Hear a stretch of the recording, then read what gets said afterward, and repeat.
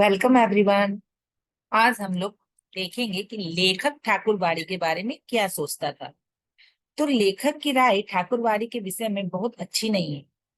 उनके विचार में यहाँ रहने वाले साधु संत कुछ करते धरते तो नहीं थे। हाँ, ठाकुर जी को भोग लगाने के नाम पर अच्छा अच्छा भोजन करते थे, क्योंकि बाहर जो पब्लिक गांव में रहती है वो अच्छा अच्छा भोजन लाके ठाकुर जी को भोग लगाने के लिए उन पंडितों को ही दिया करते थे। अनाज लेके आते थे। जन्म हो, शादी हो, जनेऊ हो के अवसर पे अन्न वस्त्र और कोई भी भेंट ठाकुर जी के नाम पे ही दी जाती थी। तो इस तरह लेखक ठाकुरबाड़ी के बारे में कुछ अच्छा नहीं सोच, मतलब कुछ ज्यादा अच्छा नहीं सोचते थे। उनको लगता था कि ये एक तरह का रहने वाले साधु संत जो है एक तरह के पब्लिक को ठग रहे हैं। मुसी मुसीबतों का आरंभ हरिहर काका के जीवन में कब हुआ? तो शुरू शुरू में तो हरिहर काका का जीवन शांतिपूर्वक बीत रहा था। बट कुछ सालों के पश्चात उनके परिवार के सदस्य उनसे दूरी बनाने लग गए थे। उनके मान सम्मान में भी कमी आने लगी थी और घर में बचा हुआ भोजन उन्हें खाने को दिया जाता था। यदि वो बीमार हो जाते तो उनकी सेवा भी कोई नहीं करता था। बीमारी में भी वह स्वयं उठकर ही अपने लिए सब कुछ किया करते थे। इस तरह के जब वो अवस्था में आए तो उन्हें अपने दोनों पत्नियों की बहुत याद आती थी। धीरे धीरे उनका परिवार से मोह भंग होने लग गया। अचानक उनके जीवन में एक ऐसी घटना घट गई जिसकी वजह से उन्हें लगा कि ये परिवार मेरा नहीं है। हुआ क्या कि एक दिन उनके भतीजे का एक दोस्त शहर से गांव आया और उसकी खूब खातिरदारी की गई।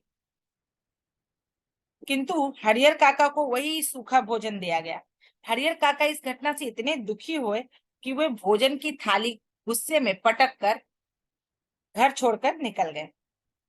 अब जब वो गुस्से में घर से बाहर निकले तो अब हम देखेंगे कि हरिहर काका का ठाकुरबाड़ी से क्या संबंध हुआ। तो अन्य गरीब ग्रामीणों की तरह हरिहर काका भी समय मिलने पर ठाकुरबाड़ी जाया करते थे। और ठाकुरबाड़ी के महंत इस बात को जानते थे कि हरिहर काका की अपनी कोई संतान नहीं है और हरिहर काका के पास उनकी संपत्ति बहुत ज्यादा है।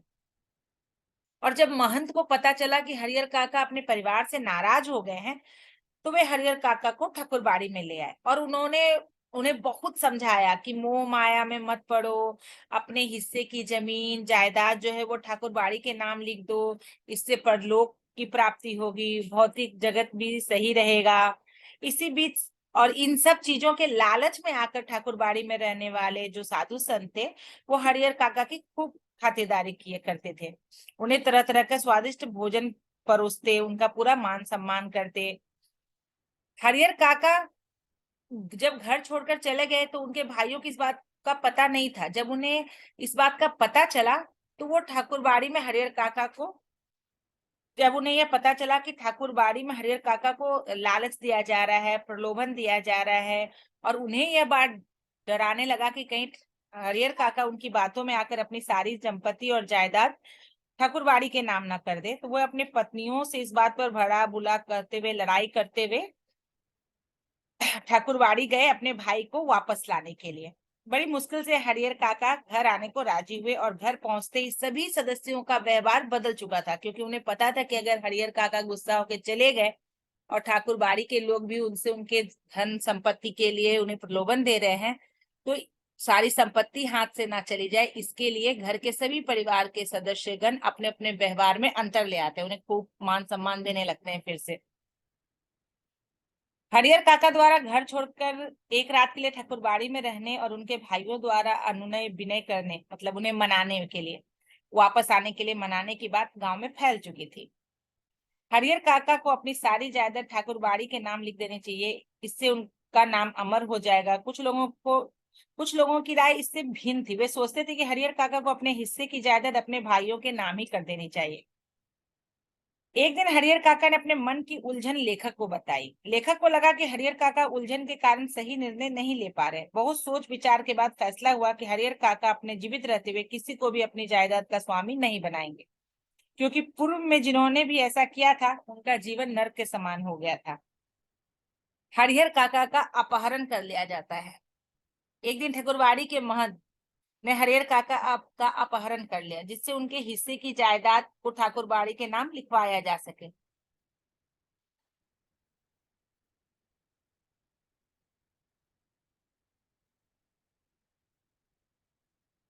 महंत और उनके आदमियों ने काका के अंगूठे के निशान ले लिए ताकि उनकी सारी जायदाद ठाकुरबाड़ी की हो जाए। हरिहर काका अब तक महंत का बहुत सम्मान करते थे, किंतु उनकी उसकी इस तरह की हरकत को देखकर उनका मन जो है ठाकुरबाड़ी से भी उब गया और महंत से उनका मन मतलब महंत के प्रति उनके मन में घृणा आ गई। उन्हें लगा कि महंत भी लालच में आकर उनके लिए ये सब कर रहे हैं और उनका अपहरण कर लिए। इस बीच हरिहर काका के भाइयों ने पुलिस का भी प्रबंध किया और महंत की कैद से अपने भाई को छुड़वा लिया।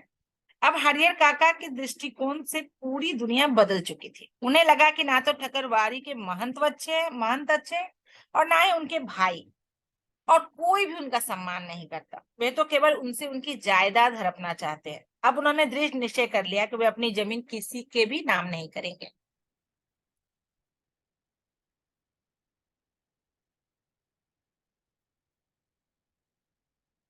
हरिहर काका के भाइयों को भी हरिहर काका के बदले व्यवहार का अनुमान हो गया था। वे समझ चुके थे कि अब हरिहर काका अपनी जायदाद उनके नाम नहीं लिखेंगे। एक दिन उनके भाइयों ने भी वही तरीका अपनाया जो ठाकुरबाड़ी के महंत ने अपनाया था। भाइयों ने हरिहर काका के साथ मारपीट की और जमीन को अपने नाम लिखवाने की कोशिश की। काका जोर से चीखे तो लोगों ने उनकी चीख सुनकर उन्हें आजाद कराया। उन्हें पुलिस सुरक्षा दी गई और परिवार से अलग होकर वे रहने लगे। अब पूरे गांव में हरिहर काका की चर्चा थी। कोई उनकी जमीन को उनके भाइयों को देने संबंधी विचार प्रकट करता तो कोई उस जमीन को ठकुरबाड़ी को दान में देने के लिए जोर डालता। इस प्रकार पूरे गांव में केवल यही चर्चा रहा करती थी। इन सब घटनाओं का ना हरिहर काका पर बहुत बड़ा प्रभाव पड़ा। हरिहर काका अब समझ चुके थे कि वो मौन रहने लग गए थे। उन पर ना इस सारी घटनाएं नकारात्मक प्रभाव पड़ा, जिसकी वजह से वे चुप हो गए। वे किसी से कुछ भी नहीं कहते, केवल खुली आंखों से आकाश को निहारते रहते। अब उन्होंने अपने लिए एक नौकर रख लिया था जो उनका ख्याल रखता था, और पुलिस के जवान भी हरिहर काका के खर्चा पर मौज उड़ा रहे थे। तो पूरी कहानी में सिर्फ यही दिखाया गया है कि लोग जो है अपने जमीन जायदाद दूसरों की मतलब जमीन जायदाद के लिए ही किसी को इतना इज्जत देते हैं, उसका मान मोल करते हैं, और अगर उन्हें यह एहसास हो जाता है कि अब मुझे इनसे कुछ नहीं मिलने वाला है तो वो उसे उसके हाल पे छोड़ देते हैं। वो चाहे आपके अपने हो या वो मंदिर का महंत। तो इस पूरी कथा में हमें यही समझने को मिलता है। अब हम लोग अगला चैप्टर पढ़ेंगे। तब तक के लिए बाय।